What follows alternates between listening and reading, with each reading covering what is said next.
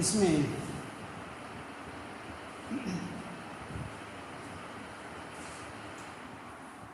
मानवीय करुणा की दिव्य चमक, सर्वेश्वर दयाल सक्सेना। आज वह संकेत में सबसे पहले हम उसी हिसाब से देखते हैं कि यहाँ पर एक अर्थ संबंधी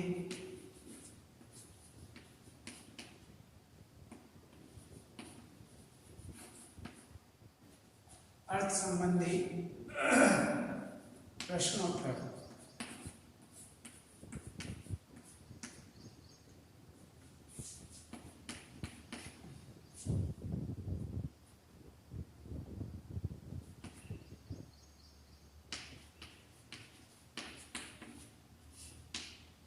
संकेत इसमें हम कुछ पहले भी बता चुके हैं। अब ये संकेत आपके सामने, आज वह नहीं है डॉट डॉट, चारों ओर कपड़े और तेज धूप के वृत्त।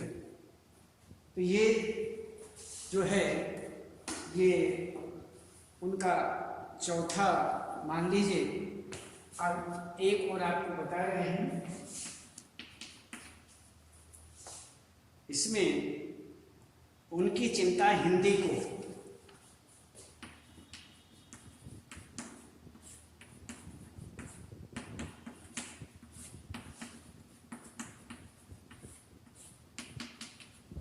उनकी चिंता हिंदी, और उसके बाद यहाँ पर तपस्या से जन्मती है।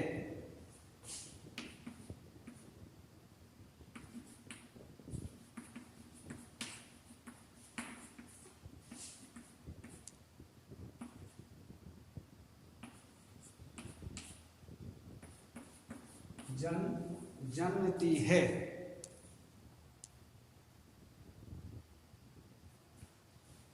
जन्मती है।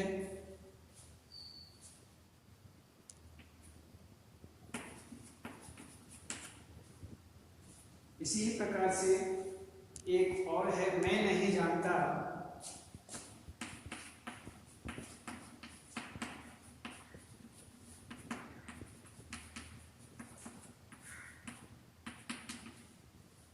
मैं नहीं जानता, याद में श्रद्धानत हूं।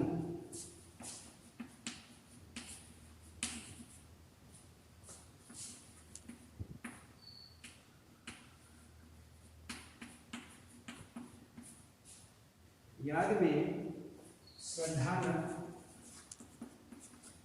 हूं। ये आपके सामने इस प्रकार के हमने 3 संकेत लिखे हैं गद्यांश के। इन तीनों संकेतों में अब हम देख रहे हैं सबसे पहला संकेत। इसमें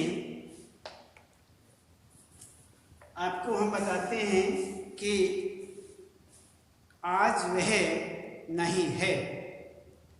दिल्ली में बीमार रहे और पता नहीं चला। दिल्ली में बीमार रहे और पता नहीं चला। बाहें खोलकर इस बार उन्होंने गले नहीं लगाया। जब देखा तब वे बाहें दोनों हाथों की सूजी उंगलियों को उलझाए ताबूत में जिस्म पर पड़ी थी। जो शांति बरसती थी वह चेहरे पर स्थिर थी। तरलता जम गई थी। वह 18 अगस्त 1982 की सुबह 10 बजे का समय था। दिल्ली में कश्मीरी गेट के निकलसन कब्रगाह में उनका ताबूत एक छोटी सी नीली गाड़ी में से उतारा गया। कुछ पादरी रघुवंश जी का बेटा और उनके परिजन राजेश्वर सिंह उसे उतार रहे थे। फिर उसे उठाकर एक लंबी संकरी उदास पेड़ों की घनी छाह वाली सड़क से कब्रगाह के आखिरी छोर तक ले जाया गया, जहां धरती की गोद में सुलाने के लिए कब्र अवाक मुंह खोले रहती थी। ऊपर करील की घनी छा थी और चारों ओर कब्रें और तेज धूप के वृत्त। इस प्रकार ये आपका काव्य गद्यांश हुआ, जिसका हमें अर्थ संबंधी प्रश्नोत्तर करना है, अर्थात अर्थ संबंधी प्रश्न जो हैं उनके उत्तर देने हैं। इस प्रकार यह एक गद्यांश हुआ। इसका पहला प्रश्न किया जाता है कि यहाँ पर अब आप बताइए कि फादर से मिलने आए लेखक को दुख और निराशा का सामना क्यों करना पड़ा। इसके उत्तर में गद्यांश से फादर और लेखक के मध्य घनिष्ठ संबंध था। वह प्रायः फादर से मिलने आया करते थे, परंतु उसे फादर की बीमारी का पता नहीं चला।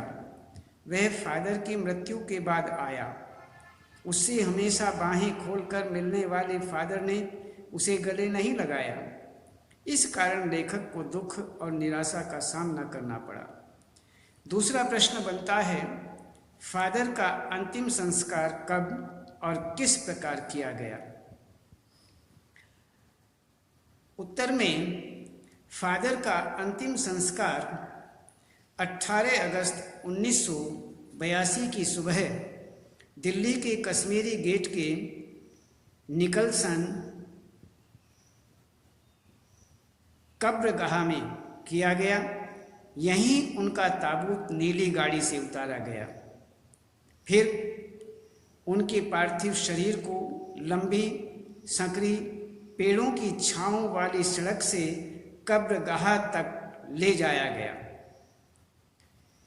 अब तीसरा प्रश्न बनता है, कब्र अवाक होकर क्यों मुंह खोले थी। उत्तर में कब्र अवाक हो इसलिए मुंह खोले थी ताकि फादर को अपने में समाहित कर चिर विश्राम दे सके। इस प्रकार से यहाँ पर ये गद्यांश जो है, इस गद्यांश के ये तीनों प्रश्न आपको हमने बताए। अब इसमें यह संकेत है उनकी चिंता हिंदी ... तपस्या से जन्मती है।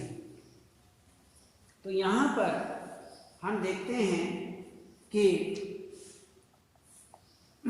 यह गद्यांश उनकी चिंता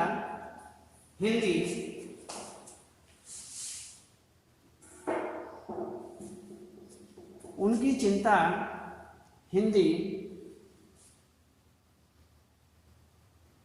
को राष्ट्रभाषा के रूप में देखने की चिंता थी। हर मंच से इसकी तकलीफ बयान करते, इसके लिए अकाट्य तर्क देते। बस इसी एक सवाल पर उन्हें झुंझलाते देखा है और हिंदी वालों द्वारा ही हिंदी की उपेक्षा पर दुख करते उन्हें पाया है। घर परिवार के बारे में, निजी दुख तकलीफ के बारे में पूछना उनका स्वभाव था और बड़े से बड़े दुख में उनके मुख से सांत्वना के जादू भरे 2 शब्द सुनना एक ऐसी रोशनी से भर देता था जो किसी गहरी समस्या से जन्मती है। तो इस प्रकार से यहाँ पर ये बताया गया है कि ये गद्यांश। अब पहला प्रश्न किस प्रकार से होता है ये देखिए। पहला प्रश्न, भारत आकर फादर हिंदी को सम्मानजनक स्थान दिलाने के लिए कटिबद्ध थे, इस बात को स्पष्ट कीजिए।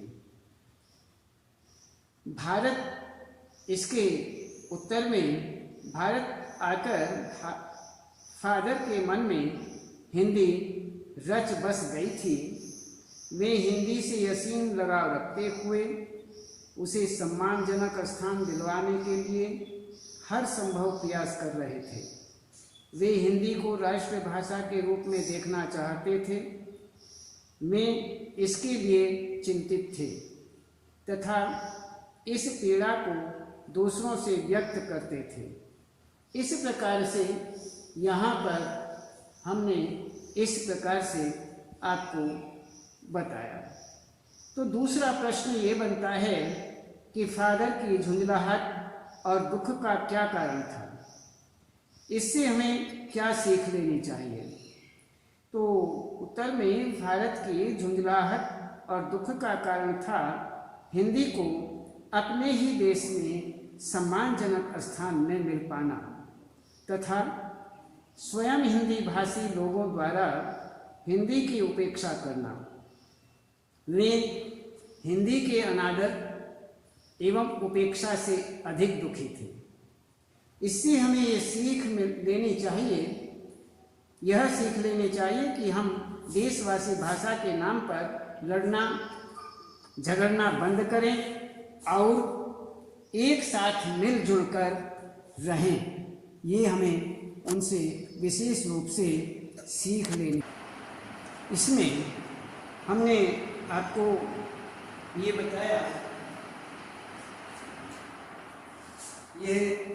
कि फादर की झुंझलाहट और दुख का क्या कारण था, इससे हमें क्या सीख लेनी चाहिए, इसके विषय में बताया।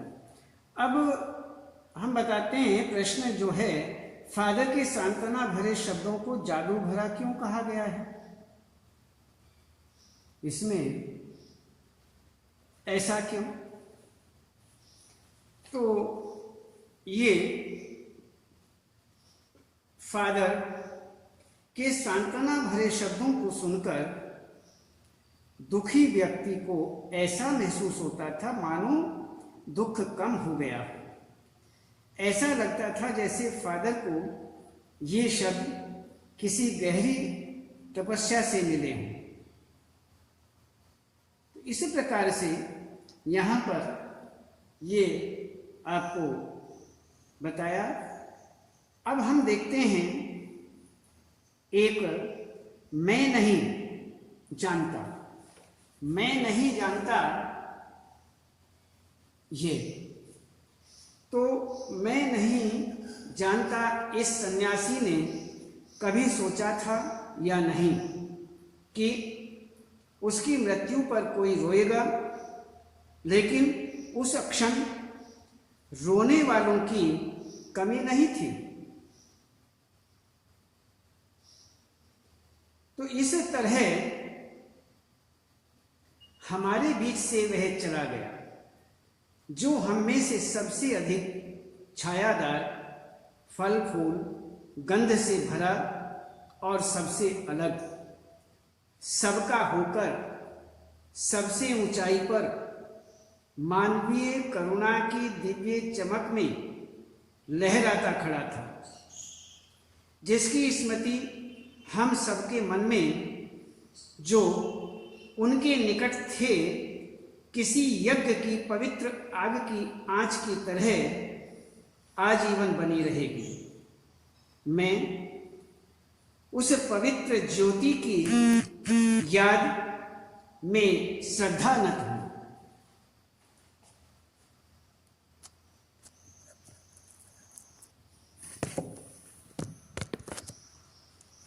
इस प्रकार से यहाँ पर ये बताया गया है कि श्रद्धानत हूं।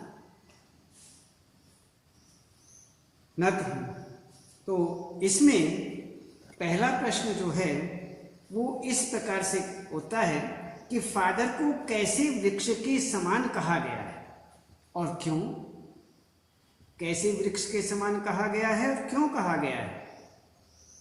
अब इसमें उत्तर के आधार पर हम कहते हैं कि फादर को, ये जो गद्यांश है इसके आधार पर इसमें उत्तर देते हैं कि फादर को सर्वाधिक छायादार, फल फूल और गंध से युक्त वृक्ष के समान कहा गया है,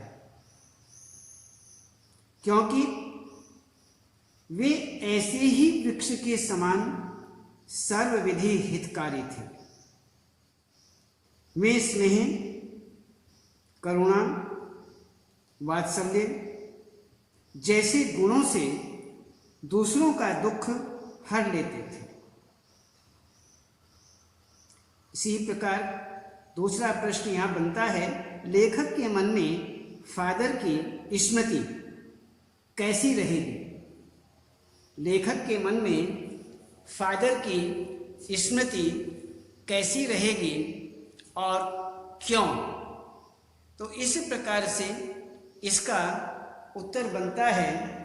यदि हम इसको देखें तो लेखक के मन में फादर की स्मृति कैसी रहेगी और क्यों रहेगी? तो उत्तर में लेखक के मन में फादर की स्मृति यज्ञ की पवित्र आग की आंच की तरह रहेगी। इसका कारण यह है कि जिस तरह यज्ञ की आंच पवित्र एवं कल्याणकारी होती है, उसी ही प्रकार वे भी लोगों के कल्याण की पवित्र भावना एवं करुणा से ओतप्रोत थे।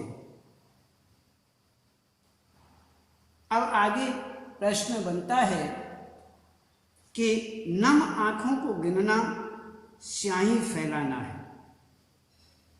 नम आंखों को गिनना स्याही फैलाना है, आशय स्पष्ट कीजिए। आशय नम आंखों को गिनना स्याही फैलाना है, इस पंक्ति का आशय है कि फादर की मृत्यु पर रोने वाले, उनके परिचित मित्र और साहित्यकारों की संख्या इतनी अधिक थी कि उनकी गणना करके लिखना अत्यंत कठिन काम था। तो इस प्रकार से यहाँ पर ये हुआ हमारा अर्थ संबंधी प्रश्न। तो इसमें हमने आपको ये बताया, इससे पहले आपको ये जीवन परिचय, साहित्य से संबंधित साहित्यिक विशेषताएं, रचनाएं, जीवन परिचय, साहित्यिक विशेषताएं, रचनाएं, भाषा शैली और पाठ का जो सार है, पाठ का जो सारांश है, वह आपको हमने बताया शीर्षकों के माध्यम से। शीर्षकों के माध्यम से इसमें बीच में शब्दार्थ हैं, उन्हें भी अच्छी तरह देख लेना। और ये उसके बाद अर्थ ग्रहण संबंधी प्रश्न आपको हमने बताए। इसमें आपको हमने 6 बताए हैं। पहला, फादर को जहरवाद से नहीं मरना चाहिए था, ... मैं 35 साल से इसका साक्षी था। एक ये आपको बताया। इसमें दूसरा, फादर को याद करना एक उदास शांत संगीत सुनने जैसा है, ... पुरोहित जैसे खड़े हों हमें अपने आशीषों से भर देते, ये हमने बताया। इसके बाद फादर गुरु के संकल्प से सन्यासी थे, ... और यहाँ पर दुख तकलीफ के बारे में पूछना उनका स्वभाव था, ये बताया। अब इसमें ये आज वह नहीं है, चारों ओर कब्रें ... में चारों ओर कब्रें और तेज धूप के वृत्त। अब इससे आगे आपको बताया कि उनकी चिंता हिंदी ...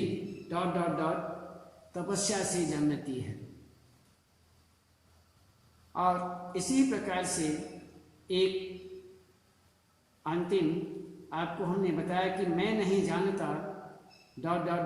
याद में मैं नहीं जानता याद में श्रद्धा न हूँ। तो इस प्रकार से यहाँ पर ये हुआ और ये आज हमने आपको ये बताया और इसमें उसके बाद हम आपको ये अन्य जो भी पाठ से संबंधित प्रश्नोत्तर हैं उनके विषय में भी बताएंगे और उसको एक इसमें प्रश्नोत्तर पाठ से संबंधित और रचना और अभिव्यक्ति से संबंधित और इसमें भाषा अध्ययन आदि इसमें जो भी प्रश्नोत्तर हैं वो सब हम आपको बताएंगे। आज केवल इतना है।